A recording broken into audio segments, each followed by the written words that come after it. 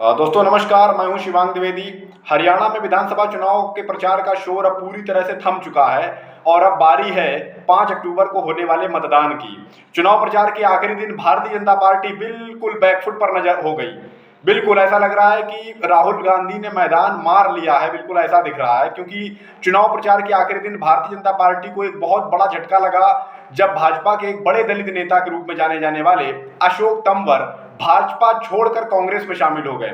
आज यानी दिन गुरुवार को हरियाणा में राहुल गांधी की महेंद्रगढ़ रैली के दौरान अशोक तंवर जो हैं राहुल गांधी की ही मौजूदगी में कांग्रेस में शामिल हो जाते हैं। समझना जरूरी है कि अशोक तंवर 2019 में हरियाणा कांग्रेस के अध्यक्ष भी रहे हैं और 19 में उन्होंने कांग्रेस छोड़ दी थी। उसके बाद आम आदमी पार्टी और भाजपा से होते हुए और अब एक बार फिर से उनकी कांग्रेस में घर वापसी हो गई है।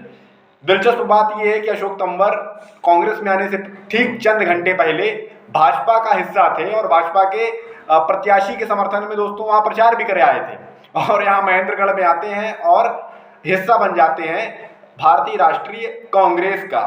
तो एक बहुत बड़ा मुद्दा भाजपा इस चुनाव में लेकर चल रही थी, वो मुद्दा था आरक्षण का मुद्दा, कि कांग्रेस जो है वो दलितों का, पिछड़ों का आरक्षण खत्म करना चाहती है। अशोक तंवर ने जवाब दे दिया कि कौन किसका आरक्षण खत्म करना चाहता है और कितना आरक्षण किसको कितना देना चाहता है। ये जवाब अशोक तंवर ने दोस्तों दे दिया है।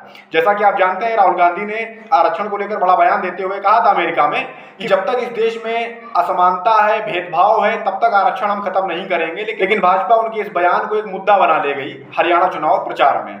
हर रैली में लगभग अमित शाह, मोदी जी कि भैया देख, वही कह रहे थे कि आरक्षण जो है ये लोग खत्म कर देंगे कांग्रेस वाले।